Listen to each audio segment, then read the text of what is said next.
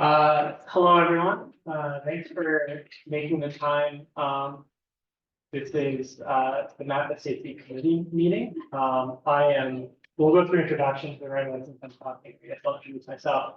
I'm Tim Adams. I am a safety and transportation practitioner. I'm an engineer by trade, and I'm with WSP, the consultant, helping MAPA out with this project. Maybe we do want to use the bigger microphones. Sure. That's totally fine. I go right here to that.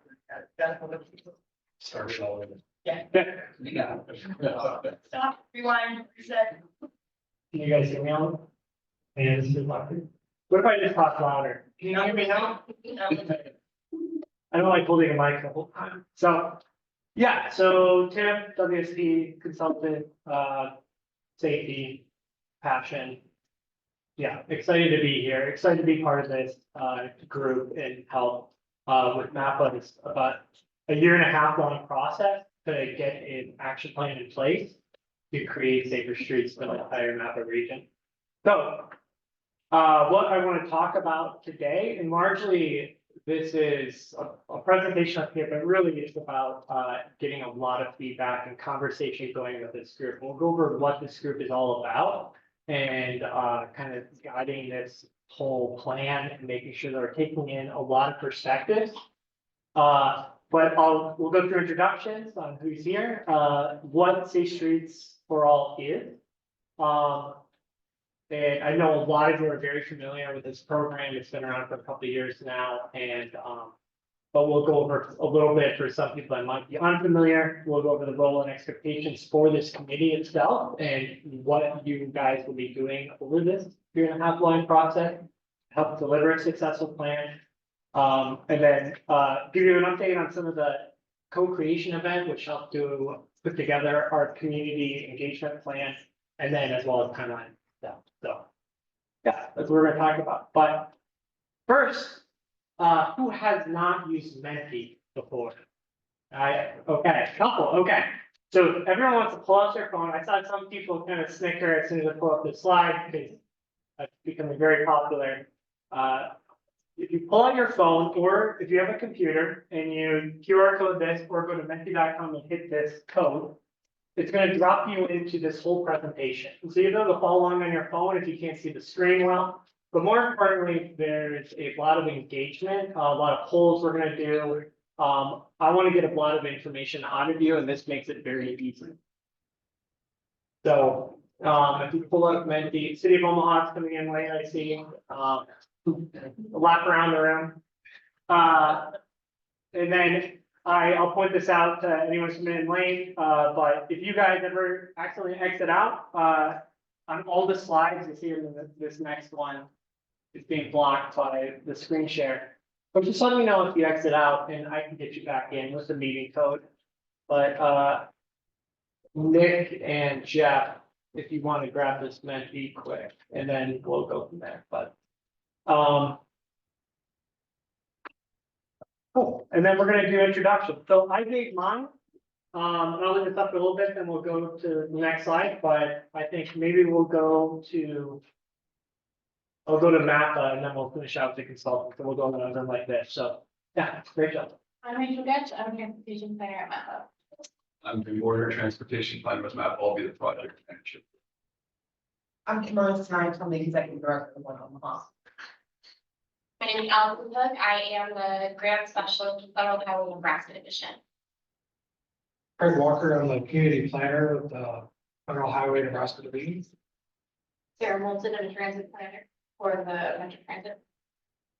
I'm the Order. I'm a traffic engineer with the City of Omaha. Andy Witt, traffic engineer, City Council. Josh Hughes, Council Police, traffic unit supervisor. Subject, City of Omaha, Region 0 coordinator. Pat House, city engineer, city of La Vista. Dylan Jacobson, FW Planning Commission, and also Complete Streets and Commissions Bureau. Charity buildings. Dakota Smith, Douglas County Planning Commission, and Waterloo Fire. Mickey McLaughlin, Paul Fire. Trinity Way, State Omaha Streets. Davis, Council Police Department. Then everyone, Jeff Danny, planner of WSP. And Jennifer Penguin, also with WSB. Lindsay Button, transportation planner of MAPA. John Martin, senior safety engineer. Mark Rubino, Nebraska POC. Awesome. And then as we go, I'm gonna have Rachel go through the online list, but as we go, if you see in your phones, if you want to put in your name and organization, but Rachel, who do we have online? Do you want me to go ahead and introduce them or have? Or, I guess, yeah, whatever's easier, but maybe we just read out who's online. I can bring up too. For sure. We have Dan Waddle with NDOT, Kasha, Larry Grant with Iowa DOT, Mark Sturzma, Nicholas Sama, and Yumuna. I'll start. That's great. And then as you can see, when we get to each of these Menti questions, the code pops back up. So if you ever get booted out, just go back to Menti.com and put in the code. So, and I believe we have 6 participants online and we're close to 20, 25 people. So we got 19 responses. So I'll just wait another second, but we'll get better at this and trying to quickly. So 20. And I will note for the folks in the room, the microphone that's picking you up is up on top of that computer rack. So keep that in mind as you are speaking for the folks online. Okay, 24. Oh, and you got another person. Randy, great. You wanna, Rachel, do you just want to drop in the chat, tell people the code's up top and we'll just keep going? Okay, thank you. So, there we go. So the next question I have then is for, what is your role in guiding and overseeing the transportation network? So everyone here, is part of making decisions all the way from the fire department to police, the public works, the planning. And I kind of want to know where people are coming from. If you're leading an organization or agency to, public employee, advocate, so that we know a lot. We're gonna have a lot of different perspectives on this committee, I think, and I hope. We might need some more elected officials, so maybe, but I just want to throw that one out, because we had it.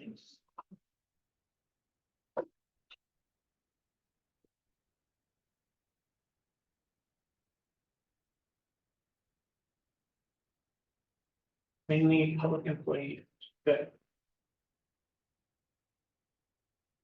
Okay. Okay. So what is Safe Streets for All? And this is, you can put your phones down in a second here, but this is the last one for a little bit. How familiar are you with Safe Streets for All, and as well as Vision Zero, Safe System Approach, Drive to Zero? There's a lot of different initiatives going on around safety and transportation lately. And so I want to see in the room how familiar everybody is with these different ones. Drive to Zero is a different initiative by feds than maybe Vision Zero. If anyone's heard of the Omaha Vision Zero Action Plan, that's been a big part. Now Rachel, you're tracking the chat and everything. Perfect. So we got some unfamiliar people with Safe Streets and Vision Zero, but some people are very familiar. So, which is good. Okay. So, what is Safe Streets for All? So, why you're here today is the federal government has put a lot of money into getting communities to adopt comprehensive safety action plans, and a lot of implementation dollars to get after the huge rise in fatal and serious injuries across the country. And so what this program is, it's called Safe Streets and Roads for All. It's a competitive grant program that's split up largely into 2 different categories. The planning and demonstration grant, which we are a part of right now. This is the comprehensive safety action plan for the MAPA region. And it'll give us a game plan based on data-driven solutions, community engagement, and create a plan and a prioritized network of projects. So then MAPA and a lot of public employees here, your municipalities can go after implementation funds, or as well as demonstration grants, those are things like, we've always wanted to try this, right? I've always wanted to try to do a quick build road diet. I think this would be really good for our community. We don't have the funds to necessarily do it. But with a plan like this ongoing and in place, the federal government's making these funds available, to the tune of $5 billion over 5 years. We're currently in year 3. They haven't released the 3rd-year rewards yet, so it'll be time for the communities to come together and go after additional funds. So that's what the program is. And so what this project is looking at is Douglas and Sarpy County, the MAPA region of Douglas, Sarpy County, and then the municipalities across the river in Council Bluffs, Crescent, Carter Lake, McClellan. The reason why all of the Potawatomi County is not being studied is because they have their own grant to do a project like this, and they're focusing on more rural roadways. And so this is what looking at just the urban areas in Iowa. So, why are we here, right? Over the last 16 years, over 800 people in the region I just showed have died on our roadways. I believe across the country, we're close to 43,000. And it's been increasing at the highest point in over 20 years. And right around 4,000 people seriously injured. And so I just want to point out, we always talk about fatal and serious injury crashes. Those are the ones we want to prevent. These are people that are obviously losing their lives, and serious injury means that they have lifelong injuries, mental or physical, that they take along with them because of that crash. A lot of times the difference between a serious injury and a fatality is just chance. So we want to eliminate those two primarily, because we have minor injury, property damage only crashes, but all of us would make the trade for 10 times the amount of property damage only if we could eliminate all fatalities, right? It seems like a simple trade-off. So that's what we're focusing on, is to get rid of fatalities. We don't want people dying on our road. This is what it's been looking like when I say we've been going up. This trend over the last 16 years, and then you can see the data trend line, it kind of dips here and there, but we're seeing an increase. And like I said, this is across the country. So the thing to take away from this is MAPA is not uniquely bad at safety. Every community across this country is seeing the same thing. Some more than others, some a little less, but we're all seeing a trend upwards. But we have some success stories, and that's going to be part of this project, looking at what works. In 2024 already, like I said, this is ongoing. We have data through 2022, but we have data incoming from processing in 2023, and we know 2024 is on the same trend line. So we got to reverse this. So why safe systems? Vision Zero. A lot of times safe systems and safe streets for all and Vision Zero can be used interchangeably. And really where this came from is in the 1970s, Sweden took on Vision Zero. They created this whole system of changing this paradigm of how we traditionally looked at safety and saying, we don't need to go that route, where we said, like I said earlier, let's prevent all crashes, stop focusing on all crashes. Let's prevent fatal and serious injuries. Okay, that narrows in who we're focusing on. Now that's 5,000 crashes that we have to worry about, and not 500,000, right? The premise that's nothing we can do. Well, there is something we can do. There's preventable. For 14 years, the commercial airline industry hasn't had a single fatality. So if you fly Delta, United, they did something. 14 years, not a single fatality if you fly commercial airline in the United States. Now, their route of going there is going to be somewhat similar in kind of processes, but transportation on land is very different. But we can do it. Focus on preventing. We've always said let's prevent human behavior, right? Let's prevent. People just need to drive better, right? We got to teach them how to drive better. That's part of it. We need education, but we got to design the whole road system around the safe system approach to account for human error because we make mistakes and we shouldn't pay for our lives, pay with our lives. And then individual road users, that's kind of going to the last one, that this is a shared, we share this responsibility among all of us, from the user to the system designers. So, but I bring this up because some people might say, well, Sweden's very different. Western Europe, it's a whole different, it's a different continent. They could get there, we can't. America is very different. And I just like to point out that we're not.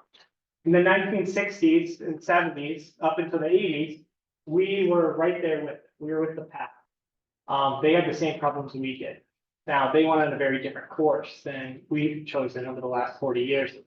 And so this, I just want to point this out because sometimes the problem seems too big and the goal too unsurmountable. But we can get there, we can change this trend line. And as you can see, we're going up. A lot of these countries are still going down. So how are we going to get there? The safe system approach. US DOT has the National Roadway Safety Strategy. This is where this largely has been put together out of. And the whole idea is to take all the shared responsibility and the application of what we call a Swift cheese model, where we're putting multiple layers, which one layer might not be able to stop it, that holds it. If you line up 5 of these layers and we account for all of them on our roadways, we'll be able to stop a tragedy before it happens, right? Safe vehicles, safe speed, safe roads, post-crash care, safe road users.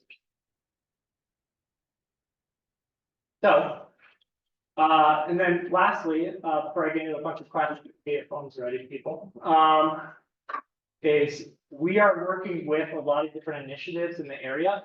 The US 75 study, the Thriving Communities program is looking at North Omaha, also US 75. Western Circuit County has their enhancements going on. We're in active conversation with both DOTs. The vulnerable road user assessments that were completed. So there's a lot going on in the region around safety and transportation. And so we're trying to incorporate all of that into a cohesive plan and account for it. So with that, I thought I had some questions after that. You're lucky, not yet. I'm talking a lot, but I'll so- put in real quickly, too, Please. just to clarify, on the organizations, we did MAPA applied with the city of Omaha as a co-applicant, so their Vision Zero action plan is incorporated within our planning activity. They can go for, and they have actually applied for some follow-on funding from that study because it does meet the requirements of the plan that we're looking to develop. And we're doing that hand in hand, same with Potawatomi County. They're coming up with their own plan, but it's not separate. We will work with them, and particularly where jurisdictions come together, sometimes are those areas that are most difficult to plan for.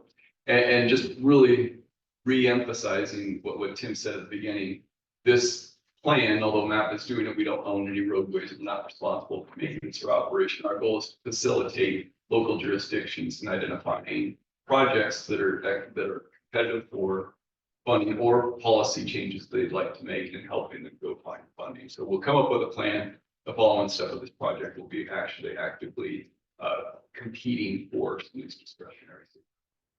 yeah, and maybe I'll just pause there. Anyone questions over the what is safe systems and safe streets for all? Makes sense. So this process, then we briefly want to go over where this group fits in with the whole process. So there's 8 key components to putting together the safety action plan, and the whole safe streets for all effort. And let's go from the top left over and go to the bottom. Is one of them is knowing leadership commitment. So part of this plan, we'll be talking with local leaders, that includes public works or elected officials in each of your communities, to know what the problems are in your communities and what the solutions are going to look like. Because that's something we're going to have a toolbox available where what works for the city of Omaha might not be the solutions in Belton or Papillion or the rural parts of Circle County, right? So we want to make sure that we're talking with the leadership and what their goal setting is going to be. Safety analysis, there's a whole separate consultant team that's happening a lot of the data analysis for this, that's going to be supporting the action plan and outreach. But they're fully integrated in the process that this is a data-driven approach, right? We don't want to go off how people, we want to hear how people experience the roadway and safety and what they're concerned about. But we don't want to be making all of our decisions about how people feel. We want to make sure that we're doing data-driven decisions, so we're going after those solutions. Equity considerations. A lot of communities, they're an outside burden of, as soon as they get the data, anyone's been following Omaha Vision Zero, they saw a lot of North Dome and South Dome. So a very, almost a 2-to-1 fatal and serious injury crash overburdened than the rest of Omaha, right? So these areas, when we talk about equity, we are making sure that we are accounting for everybody and making sure areas that have been maybe neglected for a long time, that we're giving them safety improvements that maybe are long deserved in those areas. And strategy and project selection, like I said, really, we want to work with everybody and put together a really good set of recommendations and projects that are going to come out of this that make a lot of sense to go out for more funding as well as aiming to save lives. What do we need to do in order to decrease the fatalities that are happening in our region? The planning structure, we can talk about this one in a second. This is you guys.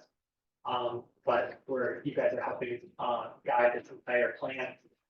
Get your input and basically, I want this to be a conversation too, so anybody interrupt if you have a good question up in the group. But you guys know how the community works the best. I've been living in Omaha for 5 years, in Nebraska for over a decade, but you guys have been here for much longer than me, cool. And so getting everybody's input from their professional lives to where they live, knowing what's going to work and how to guide this entire process is really important. Engagement and collaboration.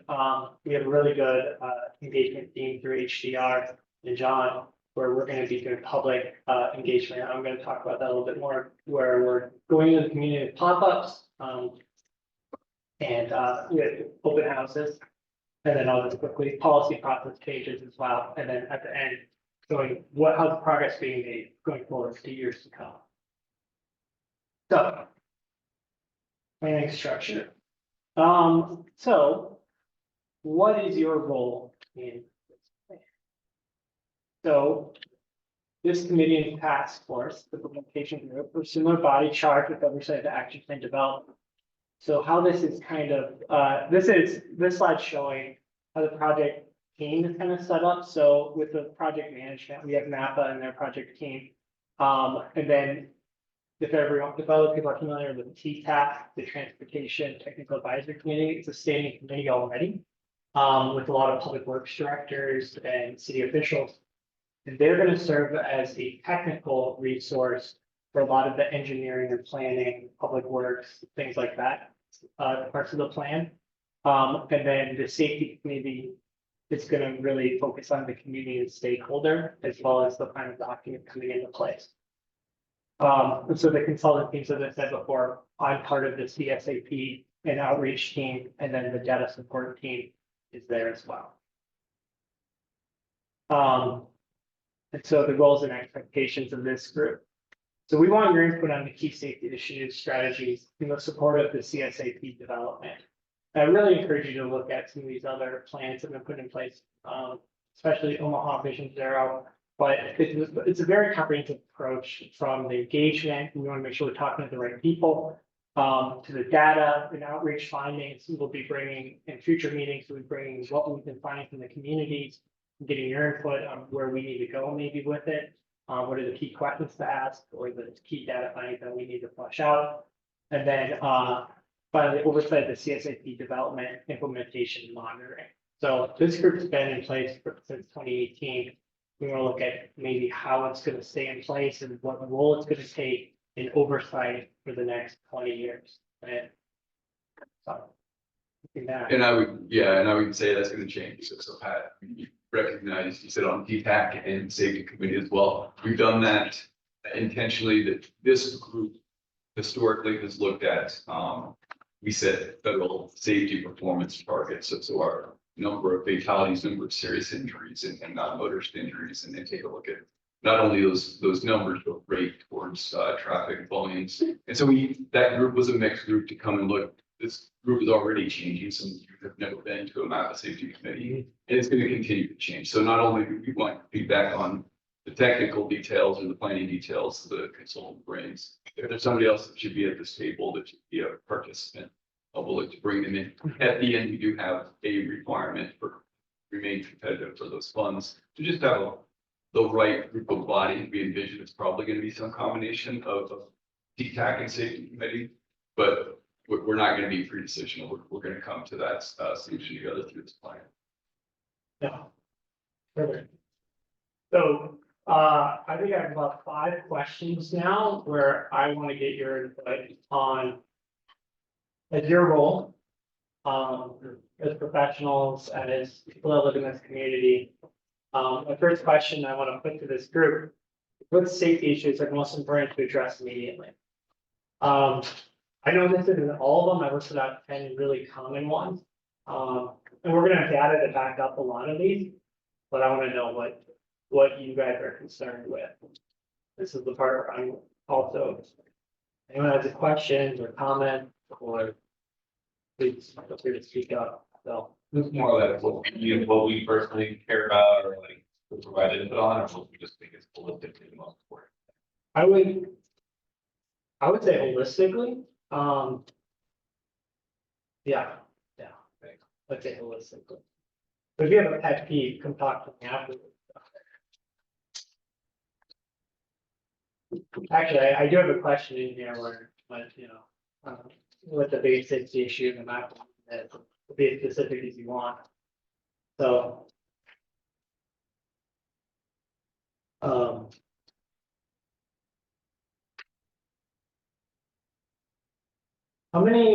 Who here was involved in the Omaha Vision Zero process at all, maybe through engagement or through any planning?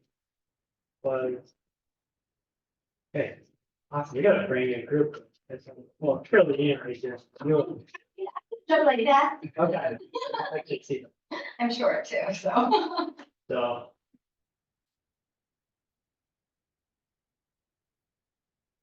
Great, so distracting impaired driving at the top there, Is there a reason you didn't separate those two out? Because they're two totally different things to me. yes, because I don't want to get over 10, but. Okay. I had to combine a couple of these. They are very different things, but a lot of it's aimed at behavior, and so for now they're together. But I agree, they're, I just wouldn't say that I'm sure it's true. That's. no, I agree. Okay, I'm gonna go to the next one, unless someone stops me right now. Good? Okay, Cameron, you got yours in? Okay, this is a new one for me. I've used Menti for a couple of years now. I've never been able to utilize this tool. So what this is doing is on the y-axis, you have safety effective. So these are strategies, 10 strategies to approach the problems that you just framed, right?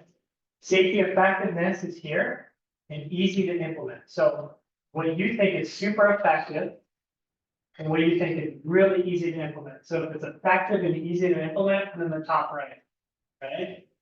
And then the bottom left would be, this is really hard to get done and it's not effective. Or maybe it's hard to get done, but super effective, right?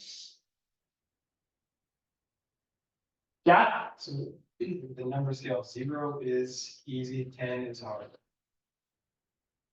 down here is 10 is the easiest thing in the world. Like I can snap my fingers and make it happen. You know, because if anything that lands in the very top right is super easy and effective in your opinion, right? So 10 is super easy, 0 is like, you'll never get it done. I don't care who you are. And then effective is 10 is the most effective. I went back and forth on it. So I'm excited for this one. And so we're gonna go over a couple of these too. Capital improvements, these are large, like multi-million-dollar improvements to streets that like, this is a really bad quarter, we need to get after that. School zone safety, small scale traffic calming, this would be 1,000 little things, but they're very cheap to do.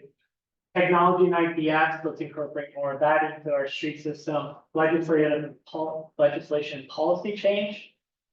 Sounds, education outreach, enforcement, you need to put more safety related enforcement on our streets. Vehicle design, this would be, how can we influence making safer vehicles, right? A lot of the onboard systems maybe. EMS response, push care, we know that getting people to the scene quicker helps the people surviving a crash. And then shifting to multimodal transportation. There's a direct relationship with more transit usership, transit and multimodal use with lower fatality rate from cities. So that would be that.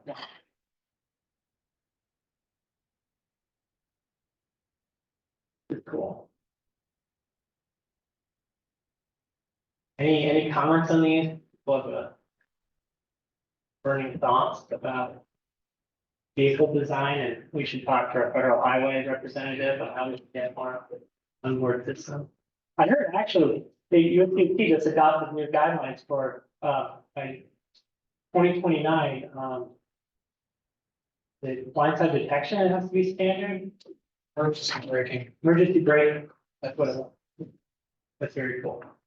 I think 80, close to 80% of the vehicle manufacturers have it right now, but we'll bring up to 100. 28 responses, that's great.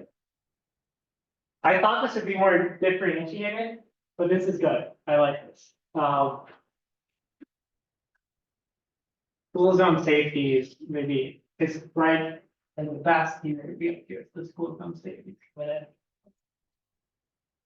That's cool, and we'll be using these results in a lot of our planning and stuff, so. If you're ever curious, that's coming up. So our next question, what safety projects are most needed in the MAPA region? So this is the one where be as specific as you want. This is only your personal opinion, or your spicy hot take. What would you really want to see coming out of this one? That's needed, in your opinion.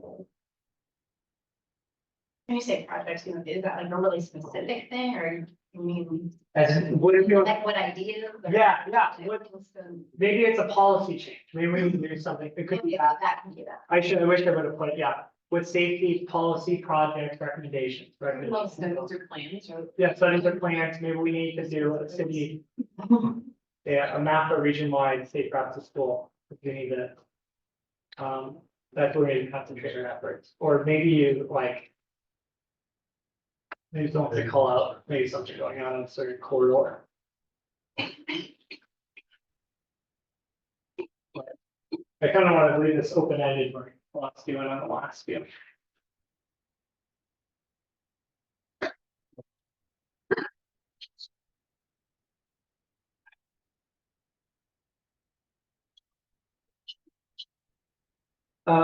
Street design to mitigate speeds, that's great. Helmets for motorcycles and speed. Any and all projects that create more complete streets and in the transportation network. Street reallocation to dedicate multimodal corridors. I love that. I love roundabouts down there on the left. Helmet law. Better intersection and expressway entrance and egress design, yeah.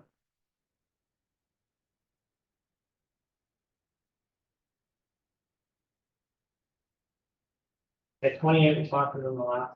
This one's gonna, you don't have to. I'll give it another few seconds.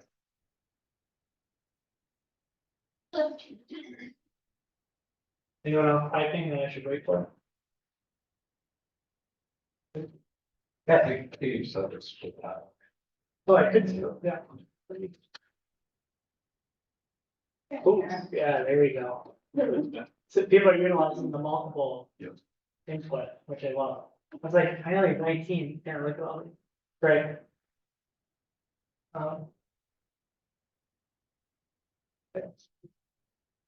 For the automated enforcement, that's a tough one. We had a lot of conversations, with Omaha Vision Zero. Call your legislator. Managing vehicles, metro-wide traffic enforcement efforts for speeding and DUI enforcement. Great. North on West South, like sure. Increasing seatbelt usage. Seatbelt usage is a huge problem. For state level policy change though, especially for like seatbelt usage, because my understanding is that's been delayed a lot at the state level. Is that something that can be, is that like a recommendation that would be in this report or is that not? Or even automated enforcement, all those things are kind of installed at the state level. So is that something that would be in there or are you guys not touching that or how does that work? I think we'll start by looking at all the safety problems themselves and analyzing them. But yeah, I don't think we wouldn't limit anything at this point on our safety. Again, some of those are thinking about local roads, where would they apply maybe more on the interstate or the freeways to find out. Yeah, but I like the comment about that access point. Freeways themselves and those intersections that support, so there are definitely some things that kind of cause us down. Mhm. Certainly the idea of partnership and collaboration can be part of it. There's a lot of networks with the regions. Yes. Those different homes now. And part of that can be, we understand where our leaders are, we want to collaborate and work out. And I was talking, yeah, I should say, I'm in my office and speaking about Nebraska state legislator, and I know very little about what's going on with like Iowa state level regarding transportation, so I've been pretty honest in my office. So as we drove over, I had my Apple Maps going and it was telling me where all the red light cameras were. Oh, we're Came down. Really? Yeah, so the infrastructure, the policies are different. yeah, everything becomes a little, feels way nicer. And it is meant to be regional and like Tim said, I mean, it's everything from western Sarpy County to small communities in western Potawatomi County. So there's gonna be a whole range.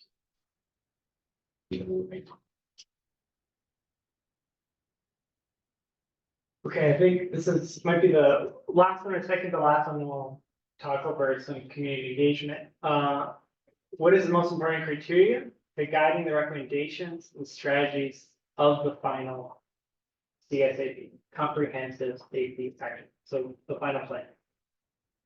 So what, and I kind of wanted this question to tease out, is, we say data driven a lot, community, we want a lot of community input, right?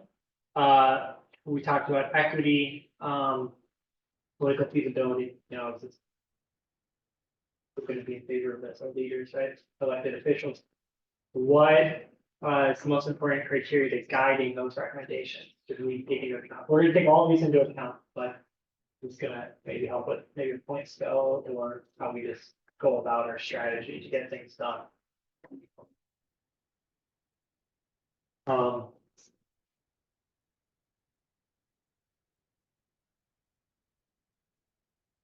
in the safety data analysis, I just want to throw that there's a lot of different data, not just crashes that we take into account, but there's built road. We know the characteristics of an unsafe street or intersection. So that's also part of safety data analysis. So much more than just crashes, right?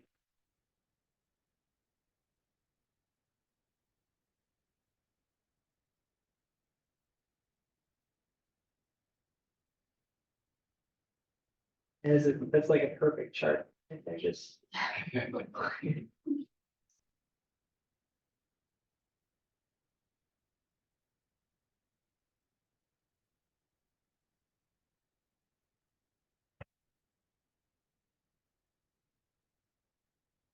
Then we should get graded after this. This feels like a stressful quiz. Hey, people need to talk. Maybe not. Shirley, need you to ask them a question of the group. What? We need to make a conversation. Shirley was very involved in the Omaha Visions era, and she got a lot of great conversations there, but I kind of. You can do that. So, okay. Let's stop, I'm gonna move on. Cool. I didn't have that one. So, that was a lot about the process as a whole. Now I want to get into engagement and there's gonna be some questions about how to best engage our communities. So co-creation event and the community engagement event, whatever. So what is co-creation and engagement? So what we did, it was 2 weeks ago now, we brought together, community advocates, some public, agency employees and people that, know a lot about engagement, neighborhood association representatives. And we had there's a very traditional way of doing public engagement, it feels like, for a lot of public projects. And we wanted to bring people in, and we did that scoped out well before the project starts, right? So we brought in, some people in this room were involved in that, where we brought in people to start putting together what engagement should look like for a process like this. And to have that conversation after maybe bring on a consultant and with all their ideas, but really talk to the community and get them on board and helping form what our process is gonna be. And so what that comes out to be is a, community engagement plan. And so part of this though too is we had, on equity considerations. And sometimes, I just want to say this is sometimes loaded with equity and kind of defining it, in Omaha Vision Zero, for example, they defined it as prioritizing the resources, the areas of greatest need. So where does that need to go, right? But, one of our consultants uses this, she liked to say we move at the speed of trust. And so getting buy-in from a lot of communities, that have historically, had transportation decision-making done over the top of them or without their involvement. And there's definitely mistrust in communities for what can a public agency do for them, right? We want to make sure we can account for that and that this process is taking that into account. And so to engage authentically and learn from those communities, and then we go back and promote accessibility. It's an iterative process. And support that two-way communication. And we're not just informing people about what's going to be done, but we're bringing people in throughout the whole process, no matter what community they're in, across the region. So, the community engagement plan outlines the MAPA and the consultant partners and how we'll be conducting community engagement efforts. And for close, I think by the end of the week, we're going to release it back to the people that are part of that, which are some people in this room, where you get their comments on it. And we're hoping to have it, quote, in place within the next few weeks. But it's going to be a living document that's literally going to get updated on a weekly basis as we do this community engagement.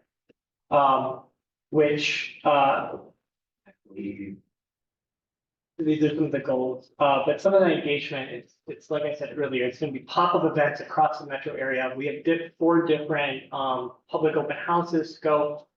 And then, just whatever kind of works best in the communities, it's gonna be highlighted in this. So we wanna work directly with residents and businesses. I have a question later. How you wanna work with this, community engagement process? And, yeah. I won't go through all those bullets, but, so we had that, last week, it went really well. We're getting, I think our next timeline, so these are some pictures of it happening. Most participants are somewhat familiar, just like this group with the Omaha Vision Zero and Safe Streets as a whole. Yeah.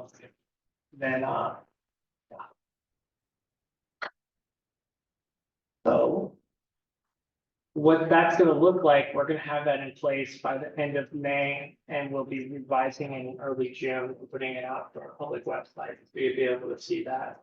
I wanted to get to these questions, so. So overall engagement, and maybe I should spend more time on that, but I want this to be a discussion really, and so ask me any questions about the engagement process, and John's in the room with HDR, he knows more about it than me. And so some MAPA staff. But what goals would you like Safe Streets for All engagement and communication to achieve? So the intent of this question is kind of what should we be looking at? Maybe the goals are to get to certain communities. Maybe the goals are to have those two-way conversations to make sure that.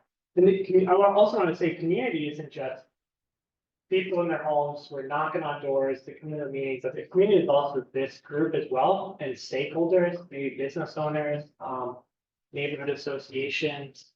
Those are all part of communities as well. So, yeah, what do you, open session here? What would you like this engagement process to achieve?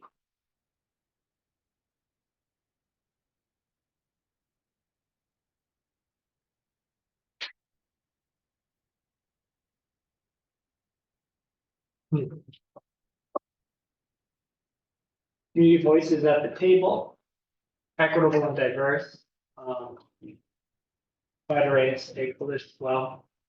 Educate first-time drivers.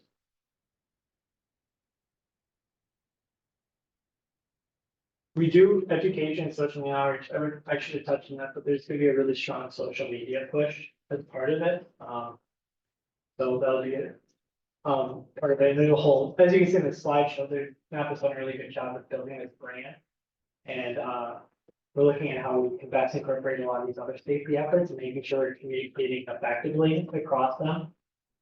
We don't want I always say depth by outreach or engagement sometimes. Like, what is this about again? Vision Zero, this is one of those zero emission things, right? Oh, we're the safety people.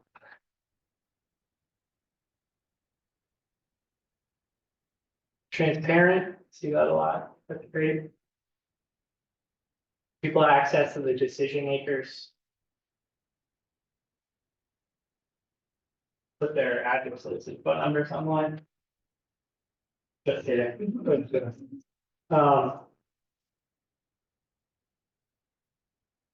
Flag grip is it merge? Where's that? Right at the second column. Oh, okay. Oh, yeah, people. Yeah, I do.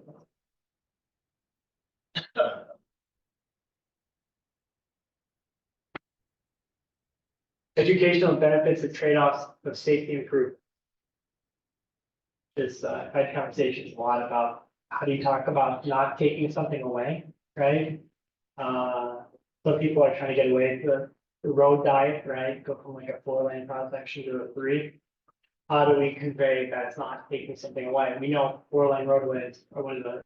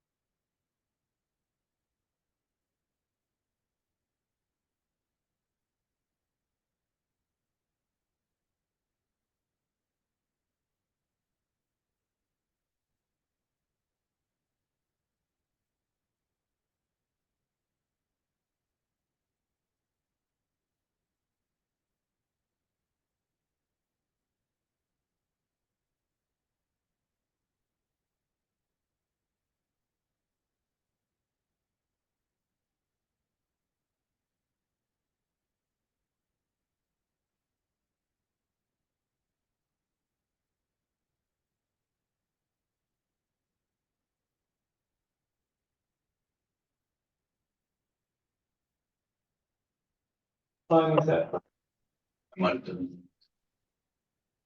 Sorry, Oh, I've got it, I'm just getting people to put their okay, organization for Oh, the tracking. oh, sweet. So youth engagement, right? Is that the, I mean, I guess so, I mean, as we talk about being intentional, I feel like you talk about human behavior earlier, right? And a lot of these things we learn at a very young age, so I'm just wondering, is there any talk with any other organization about getting this from, I don't know, an education system or enrichment programming or yeah, something like that? yeah, absolutely, and that's definitely in our community engagement plan is how, and then we're looking at partnering. I think I have a question later, like, how can we better partner with? We don't want to come in, this whole process, new process, we're coming in, okay, let's start everything new. is we want to partner with, Keep Kids Alive Drive 25. You know, the great organization, they have so much set up in the last 25 years. It's start talking to community members in school. And that we're just kind of piggybacking them. I mean, they're the OG, they're the people that have been doing this for a long time. That, now we just want to help enhance what they're doing a lot of times, and we don't need to reinvent what they're doing. So that's something that I'm passionate about, but, yeah, that's how I really see the most success coming out of a lot of those initiatives, is making sure that we are working with the right people.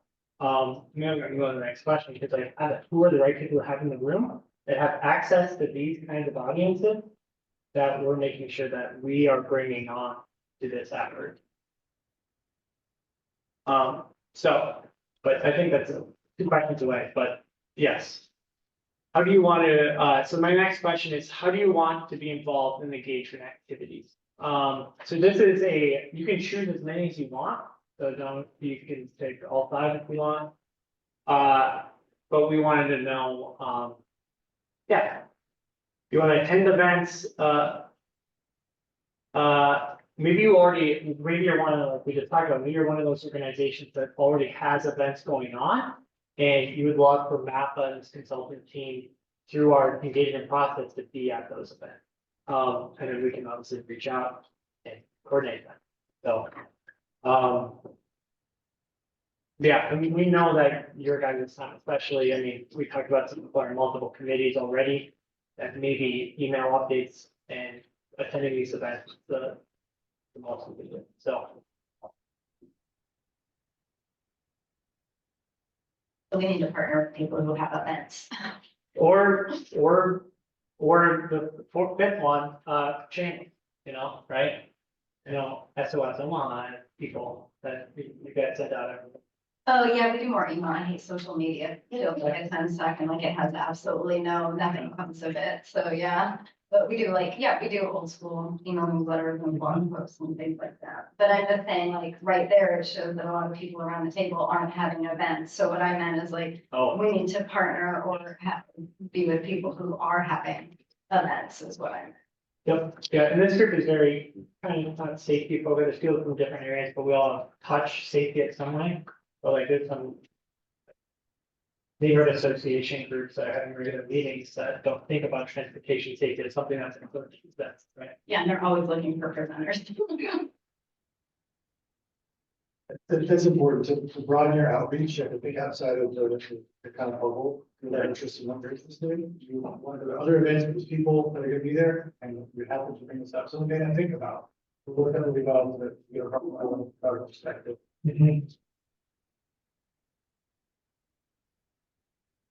Plus, other events, you talk about one of the best things they did for, you know, really going to fish fry, because a lot of people, they're standing in line, so.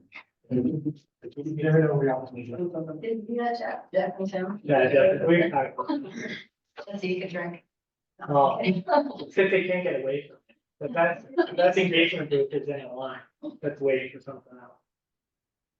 So maybe the College World Series, they don't do the tickets at the window anymore, do they? And, but anyway, you know, I don't know if people really College World Series, say it's the line wrapped around the stadium, right? You have to wait there for, you know, a couple hours. There are lines in that. Oh, there are lines. I'll be right back. Yeah, that's less fun. Okay. So, this is a sliding scale from disagree to strongly agree. How best, and we talked about equity, how best should we address, how to best address equity consideration and the impacts of history and system. So, you know, decisions that have been made historically still come in their place. And so these are kind of long, so maybe I'll just read them. So listen to community members, integrate input into the CSAP. Speak a little louder, yeah. Invest in physical infrastructure for underserved communities. This is capital improvements, safe streets, a lot of times incremental traffic calming, a lot of infrastructure improvements. A part of that, build community capacity by providing direct hands-on technical assistance to support and increase community members' expertise. Teach the teachers kind of models there, with systems, processes, and tools, but know how to pull those levers, right? A lot of times, in a lot of communities, they don't know, like, electrical accident, they learn, oh, you're a traffic engineer. I have a traffic issue that I want to bring up with you. And I tell people, 2 emails to the city of Omar, whatever city you're in, will put it on the radio. I guarantee it. 2 people cross at the same issue.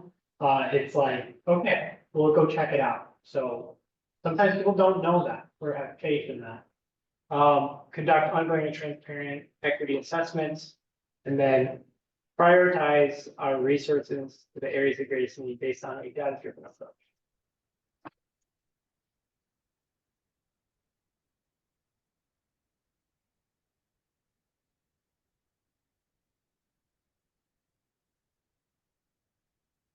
All these are very popular.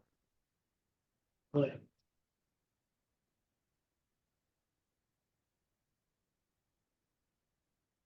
Good to have separation, because you can't do everything. Have to pick something. Okay. Are we, Lindsay, or anything in the comments that we need to, okay, just want to make sure that. No, not yet. Okay, And anyone who is online, who have any comment or question you'd like to pose to the group, feel free to unmute yourself and kind of ask that directly. That would be fantastic.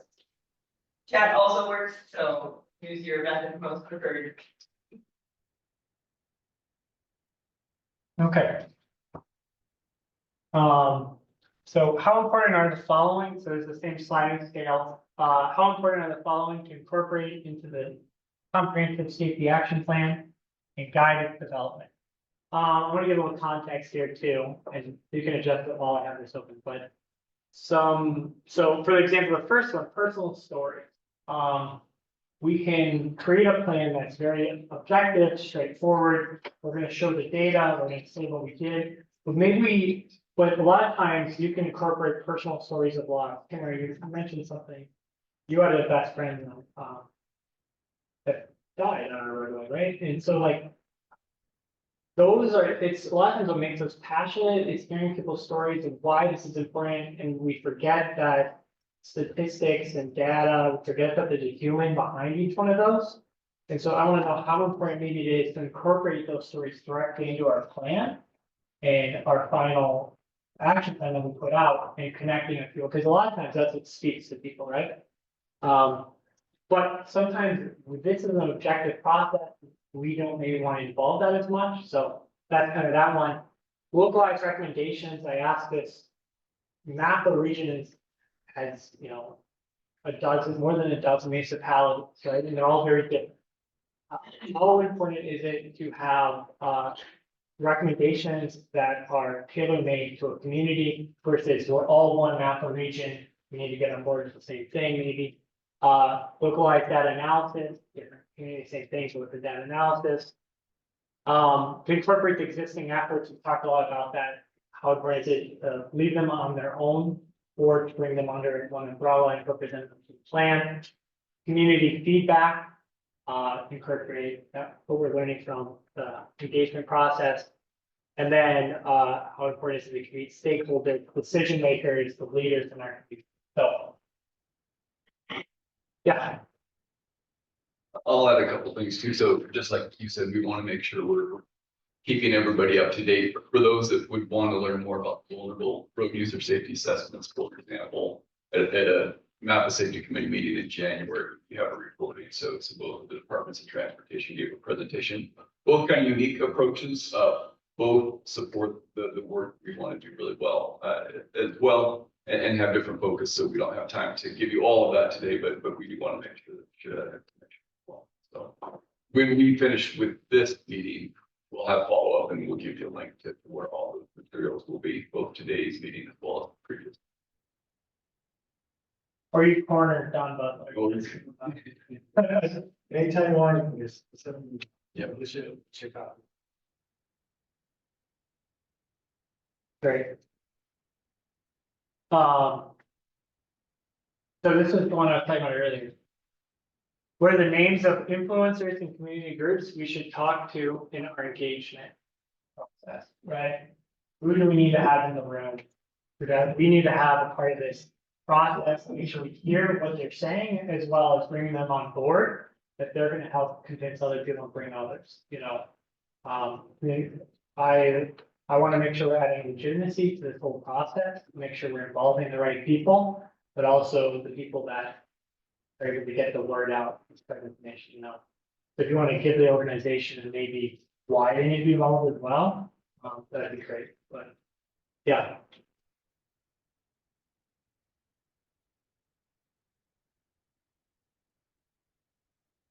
Village of Chamber of Commerce.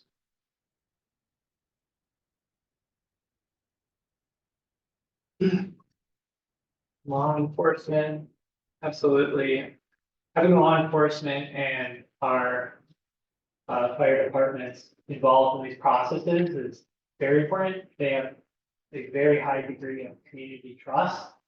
And bringing them in for a lot of these conversations is huge. Especially, just for giving a system approach, but not only they've been in these communities for a long time. They know them sometimes the best. Mode shift. All the localized chambers, yep. Elected officials, being for contemporary arts. Pods. LAC churches. Fish guys, of course.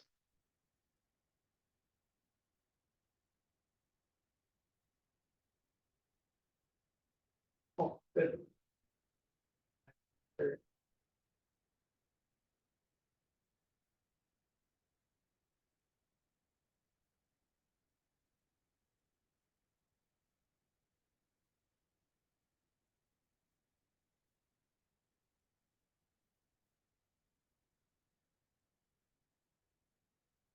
You want to get anyone for that? Good.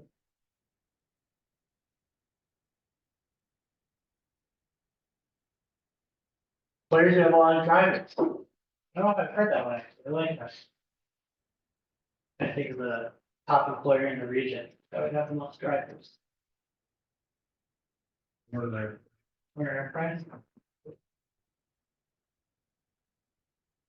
No. I mean, yeah, if you touch on that, it's thousands of people.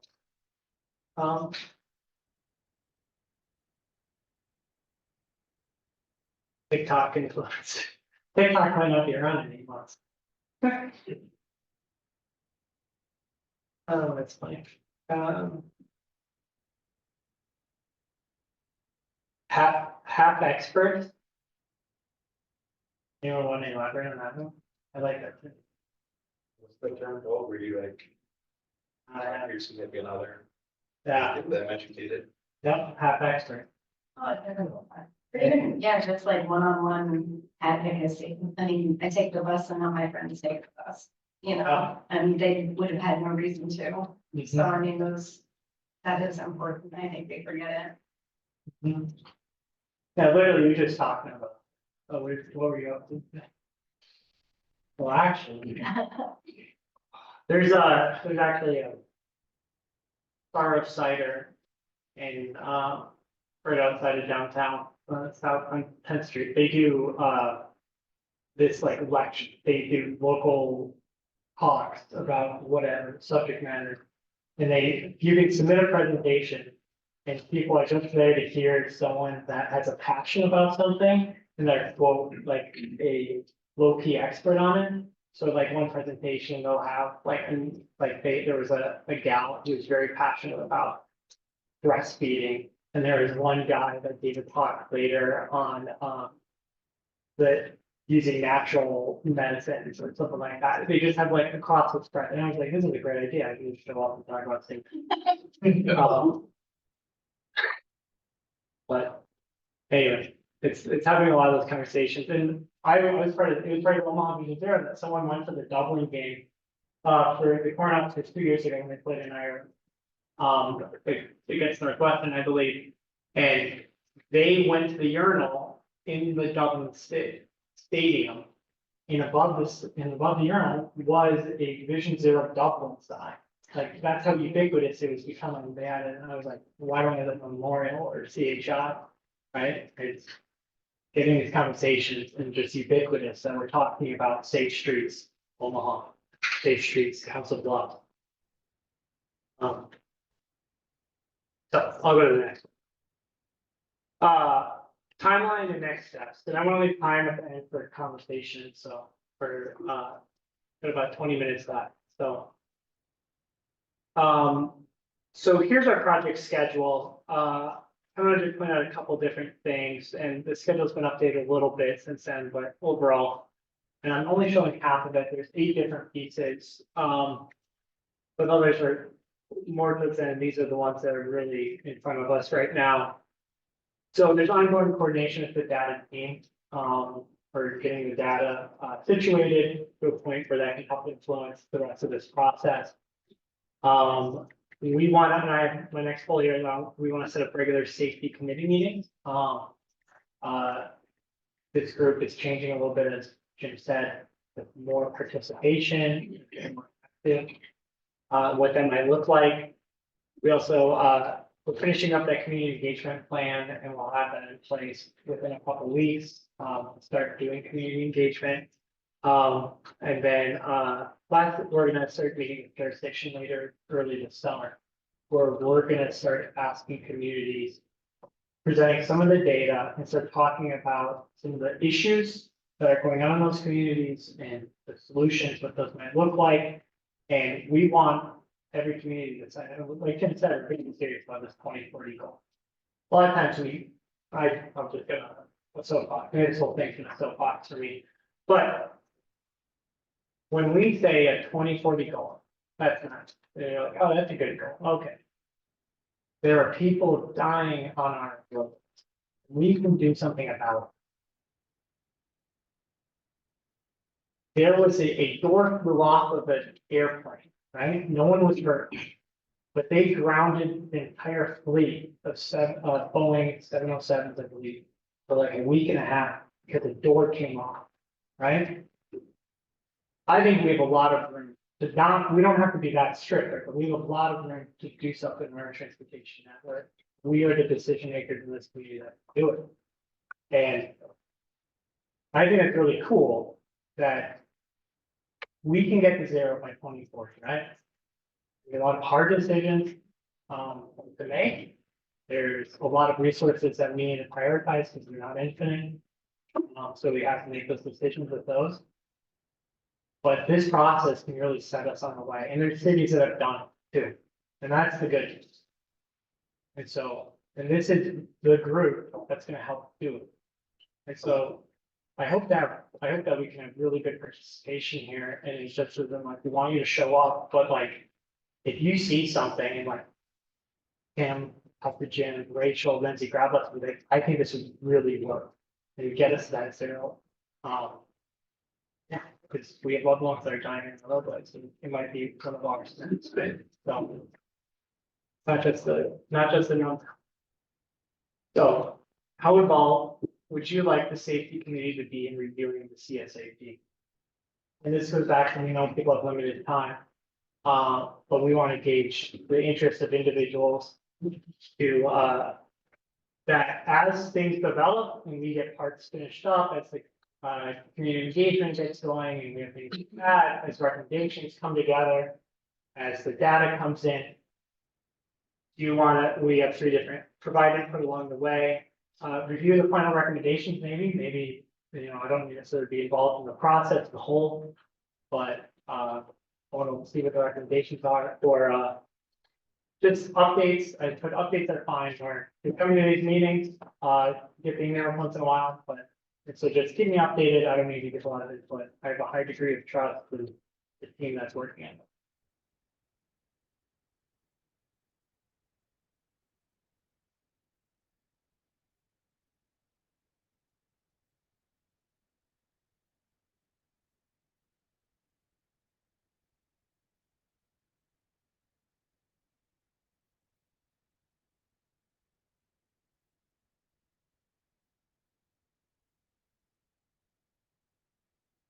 If you want to be involved.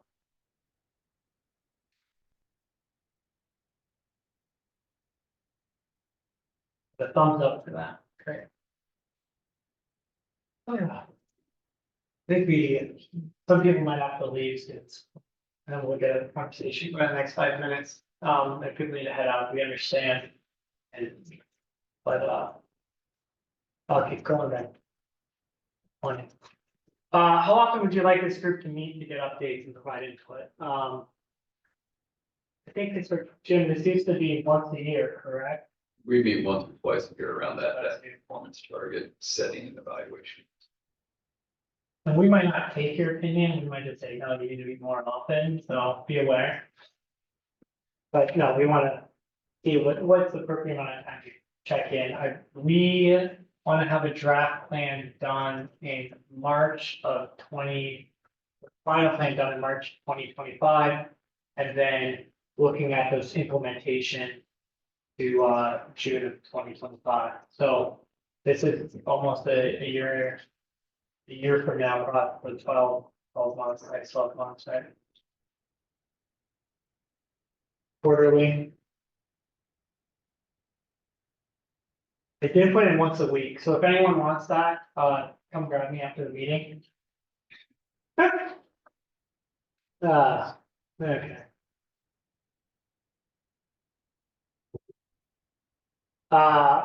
And then this is my last question, and then after this, the slide said, thank you, are there any questions? I'm gonna leave it here. And I'm gonna sit down. But what's the biggest challenge to getting it to 0 by 24? The real goal, not just something you put on a piece of paper, because someone's asking us to. We can save lives. We're gonna do it. But what do we need to be aware of? What do we need to start addressing right now? Get ahead of. What's gonna be our biggest challenge? Oh, that's a question that I probably don't know. But I was gonna say funding, but funding is, like, this will help get funding. Absolutely. Some, So, yeah, Huh. but and the team is also gonna identify what you Mhm. sources. So this is one big one, Safe Streets and Roads for All. It's $5 billion for 5 years. So a very game-changing approach for local road safety is by no means the only way that projects or policies can be funded. There are plenty of funding mechanisms that already exist. There's some that, that are developed all the time, and there's also just integration of safety more directly into planning, so you find it in the wrong way as opposed to pay for it after.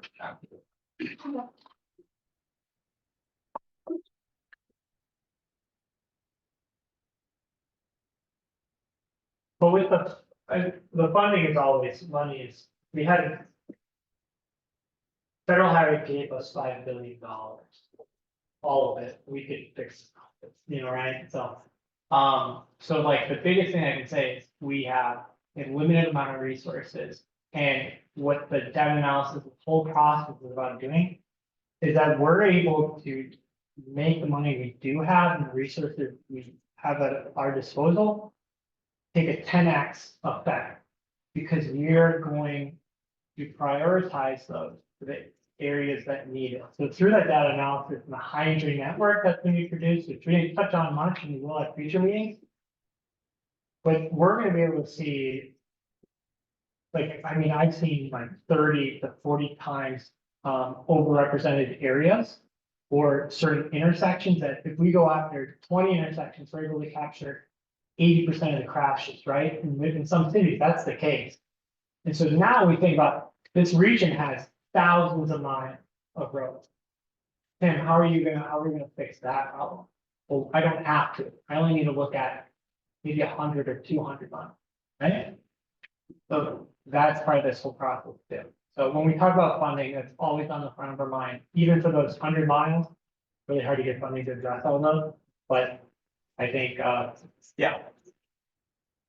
And there's a way to achieve things through teamwork as well. So we brought in, for those that are associated, there's a group of law enforcement, transportation practitioners, emergency response that meet regionally to talk about traffic incident management. So we do it over and over again. They meet quarterly, they sit as a group, they critique themselves, they come up with best practice that they train. So there's a large part of this might not even be where we pour concrete or how we make changes to traffic signal. They could absolutely be, to the previous point, how we train our children to drive a car, how we Yeah. respond to poor driving and how we, I guess, continue to talk about it and make it a priority.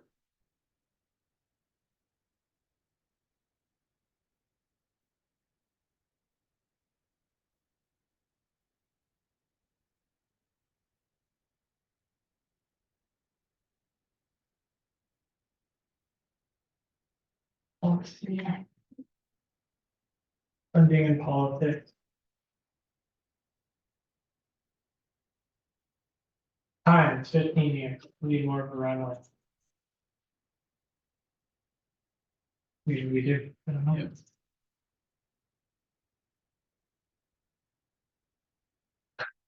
The legislature that revokes motorcycle helmet law. That's the other point.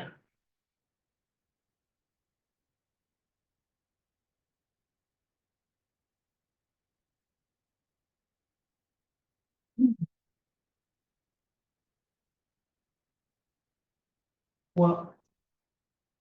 Any questions? I'm just gonna leave it here in case someone wants to put something in, but. I mean, this is all, not all we had, but, Jim, if you want to speak to anything else, but questions for the consultant team about the process as a whole, or anything we're up to, or. Anything found in specifics for MAPA and. Their role and everything else, but, yeah.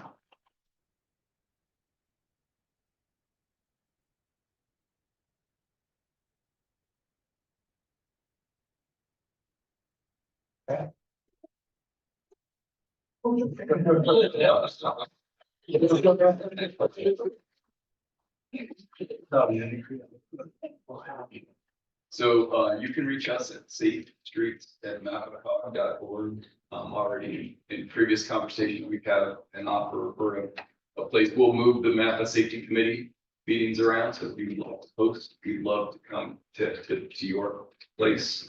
If you have ideas for outreach, anything, please don't hesitate to reach out. That email won't just go to me, so it won't get lost in my inbox. It'll go to a number of us and MAPA staff, and it'll be captured by our outreach contact management tools. So we'll catch all of that. So please input. If something comes to mind, if you see something.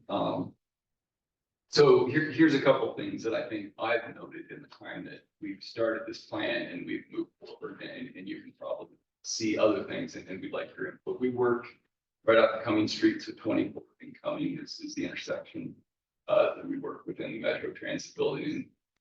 With the influx of the migrant population coming in and really just homelessness, that area sees a lot of homeless. And we put, the city was able to put an upgraded gas station there. So the things that we see in just the course of 8 months is there's a lot more traffic flow, there's a lot more people coming through, and there's a lot of competition, I guess, for that space. So if you see things like that, I think we have a different problem set than maybe what we even wrote the grant application for.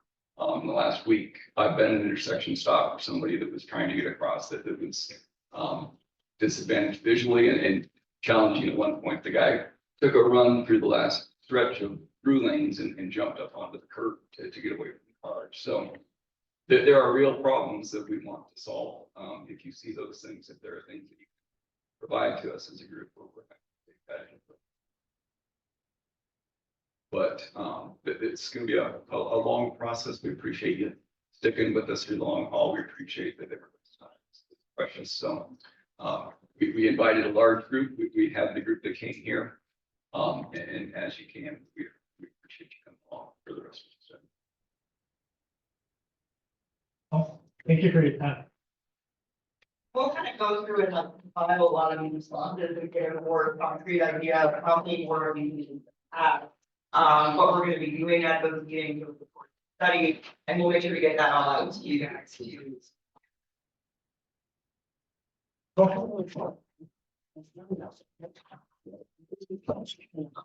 is- Yeah. She- And Thanks everyone on the line. she's like, "Oh, so, you know, they have, you know, it's-